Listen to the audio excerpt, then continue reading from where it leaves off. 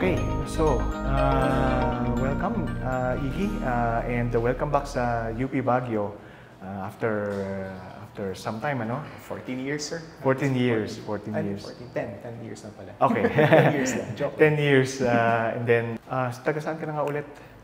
By the way, sir, I'm from Solana, Nueva Vizcaya. So, just a 4-hour drive na lang. Dati, 6-7 hour biyahe siya. Ngayon, 4 hours na lang. Yeah, dahil dun sa expressway. Yes, sir. Yeah, malaki na rin yung mga improvements since then. And ilang kayong magkakapatid? 4, sir. 4 po kami. Ako yung pangalawa. And then, of course, yung kuya mo. Kuya ko is also from here. BSP 16 siya, and then may dalawa kang kapatid. Yes, sir. Paano mo ma-describe yung upbringing mo? Yung parents ko kasi both bio majors pero hindi nila pre-practice sa work. Pero I think nag-translate din sa amin. Kami ni Kuya nahilig kami sa math. Actually lahat kami nahilig sa mathematics. So, syempre si Kuya somewhat naging ginaya ko lang din, role model ko. BS Physics, ako BS Physics din. Yung sumunod sa akin marine engineering. Then si Bunso nag-med school ngayon. Oh, wow. So, somewhat magkakapareho kami ng field nasa healthcare except yung pangatlo. Nasa dagat. Well, that's interesting na tawag dito. From the onset, sabihin natin na naging interesado na kayo sa science. Nung nag-apply ka na sa colleges, sa UP, ano yung naging choices mo? Actually, ang primary choice ko was chemical engineering sa UP Diliman. Yeah. Then, I also passed yung computer engineering course sa Ateneo pero wala kaming funds nun para makapag-Ateneo. So, I was thinking, ano pa bang pwede kong gawin? And knowing naman na favorite subjects ko was physics and chemistry. Pwede ako mag-physics pala dito sa UP Baguio. Natutunan ko nga yun sa brother ko. That's why nag-pursue po ako ng BS Physics dito sa UP Baguio. Yeah. And how did you find yung BS Physics, yung experience mo sa college student as a BS Physics student? Overall, fun. Yeah. Overwhelming, mahirap. Well, it's supposed to be. Yeah. Kasi kung nadalian ka lang, ibig sabihin, baka wala kang natutunan. Yeah. And so, yung overall experience dito sa UP Baguio, masaya kasi ang dami naming natutunan eh. Although, pakonti kami ng pakonti along the way. Start kami, I think, 40, nag-end ng roughly 40.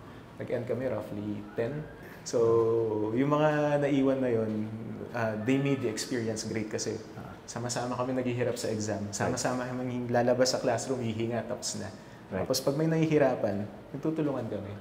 Tapos what made the experience fun is yung mga taong nagpapahirap sa'yo, yung mga nagbibigay ng exam, mga nagbibigay ng deadline, kayo, mga prof. Talagang pahirap kami, no?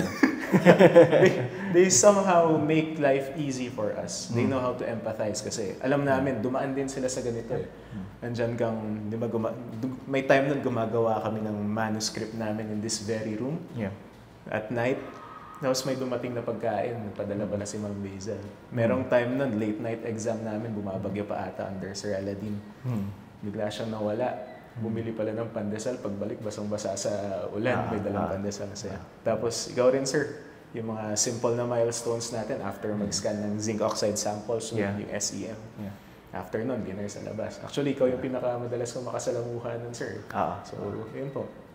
Fun yung experience, mahirap, pero you surround yourself with good people, medyo dadali yung buhay sa'yo, you'll be able to survive naman. That's good to hear, no? Salamat sa ganung klaseng feedback kasi we don't usually get that feedback other than yung student evaluation for teachers, di ba? So, ano tingin mo yung bagay na na-develop mo as a BS Physics student na nakatulong sa iyo towards your career?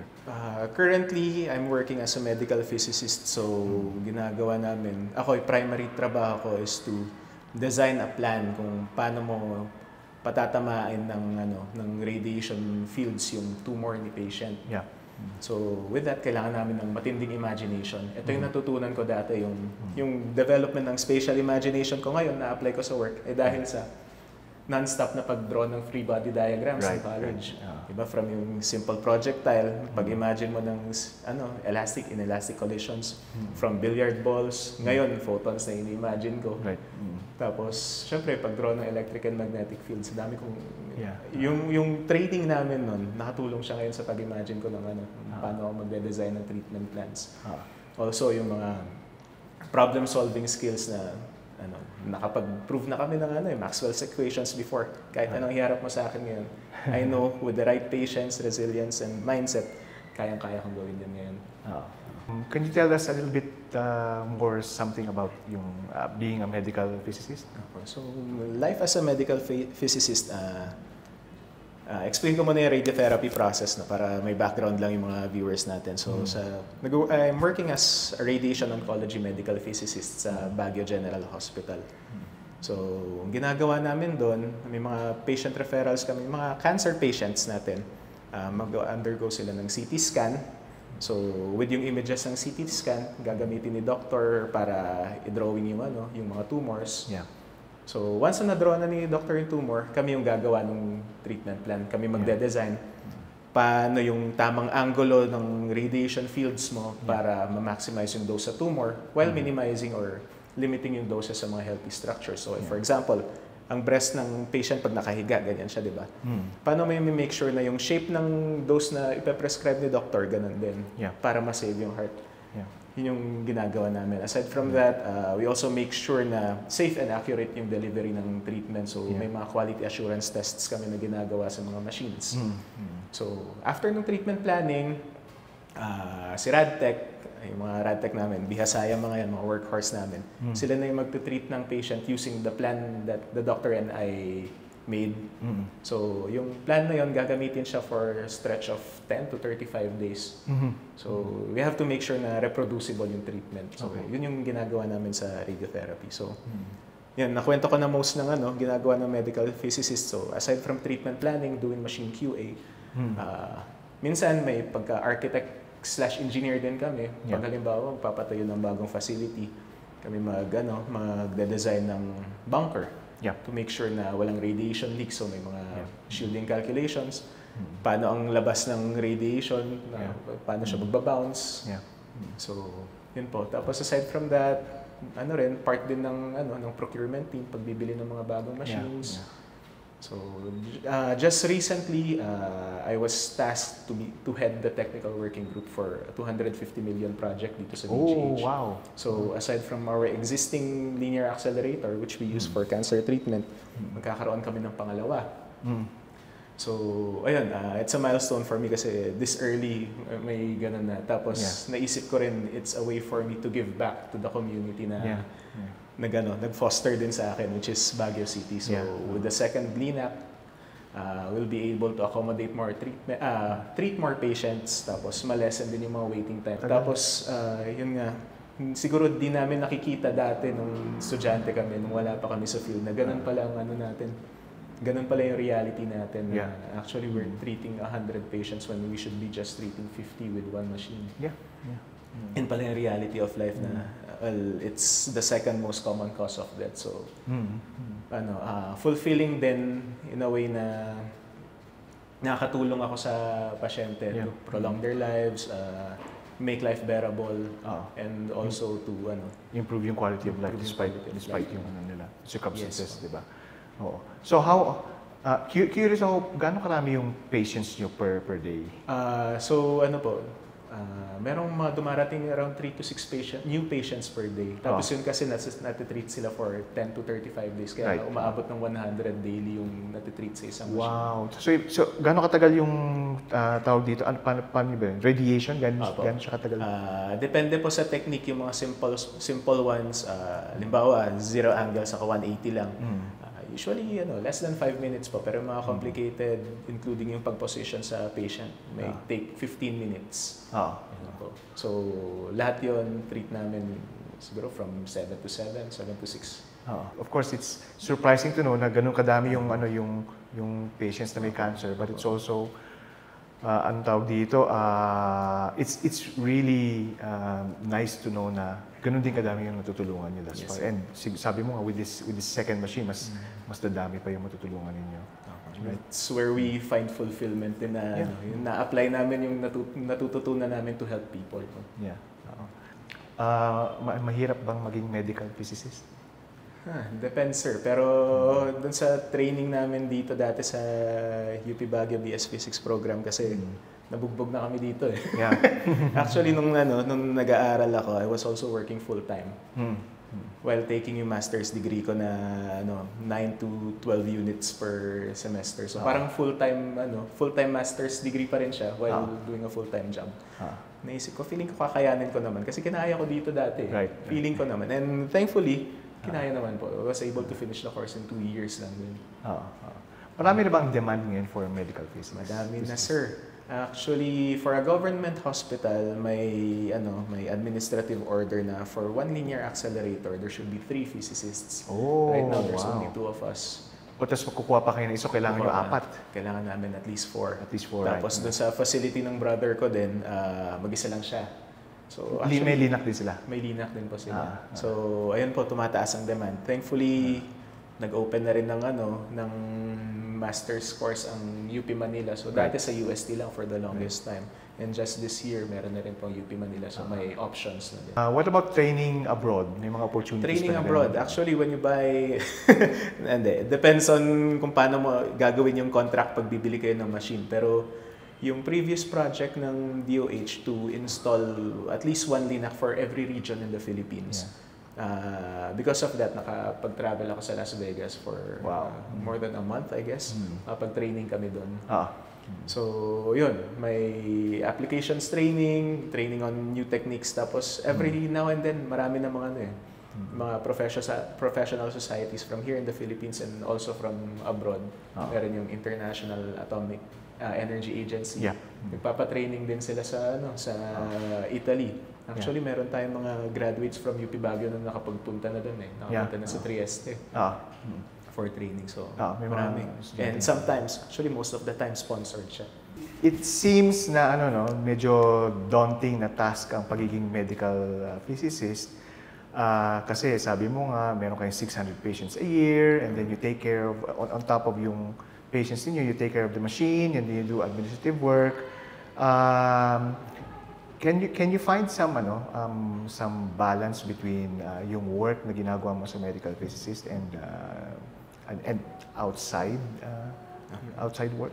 Honestly, very rare yung mga medical physicists na on time mag-time out. Okay.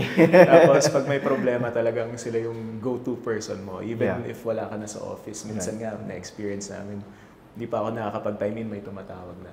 Pero ano naman yan, pag dumami na tayo, feeling ko pag dumami na kami, darating din tayo sa point na yan. Pero me personally, I find work-life balance naman. Almost twice a week nakapag-basketball naman ako. Walk kami with our dogs din as well. Kailangan mo lang maging efficient. Siguro. Yun yung pinakakailangan mong gawin. You have to be efficient na within yung 8 hours na nasa office ka, make the most out of it. Para minsan nga 7 hours last hour mo clear ka na ng mind para looking forward dun sa uuwian mo. Yeah, exactly.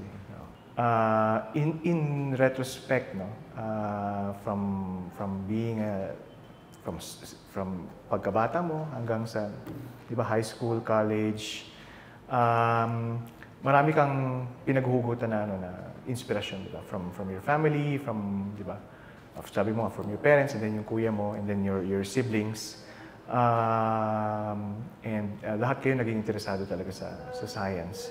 But then there are some students na hindi talaga tawag dito, na hindi kapareho ng background as yours. And how do you think you would inspire them to pursue science as a career? Pursuing science as a course or as a career is kind of difficult kasi it's hard to appreciate pag hindi mo nakikita yung real world applications. Pero actually, science is everywhere. Tumingin ka sa labas, we have public transportation. We have that because of science, means of transportation.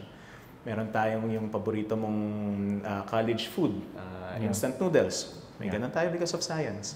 And we meron tayong meron po kami professor dati, si Sir Quantum, na-apply niya yung science sa kanyang shooting form. He has the perfect basketball shooting form.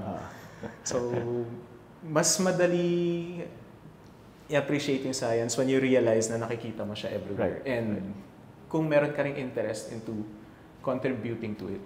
So, pursuing science opens lots of endless possibilities. siguro sa simula mahirap i-appreciate kasi mahirap nga talaga yung subject. Mahirap yung subjects sa physics, chemistry, biology, everything. Pero once na pinursu mo siya, marami kasing skills na madedevelop. Your problem-solving skills, critical thinking skills, patience, resilience. Lahat yan madedevelop once you're in it. And who knows, baka ikaw yung isa sa makakontribute into reversing climate change. Baka ikaw yung makapag-discover ng new treatment techniques or cures to several diseases that we have today. Malay mo, ikaw yung makadiscover ng bagong Bitcoin. Right. Tapos, when you pursue a science degree, don't just gain knowledge from your textbooks or from the fundamentals taught to you by your professor. You gain lots of life skills na unknowingly na-apply mo na pala once na nagtrabaho ka. You have your critical thinking, problem solving, again, patience, resilience, etc. Nagugulat ka lang na na-apply mo pala siya once na nasa real world ka na. Yeah. Ano yan, magagamit mo yan for you to become a valuable asset sa kahit anong career na puntahan mo. Yeah. So it prepares you to face the real world, makes you employable, and it opens to a lot of possibilities, not just one. Yeah. I have no more questions, okay? And I would just like to thank you for coming over and after 10 years, diba? Yes, sir. Visiting UP Baguio and then visiting us, your teachers, diba? And sharing your story, your life experiences, and tawag dito, yung knowledge mo about your career. Okay, so thank you very much, Iggy. I appreciate you having me here, and also yung mga naituro mo sa amin for honing us into forming us into better citizens and contributors sa society natin. Yeah, good. It's good.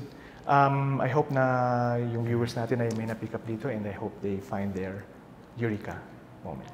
Don't forget to like, share, subscribe, and leave us a comment. Thank you. Yeah.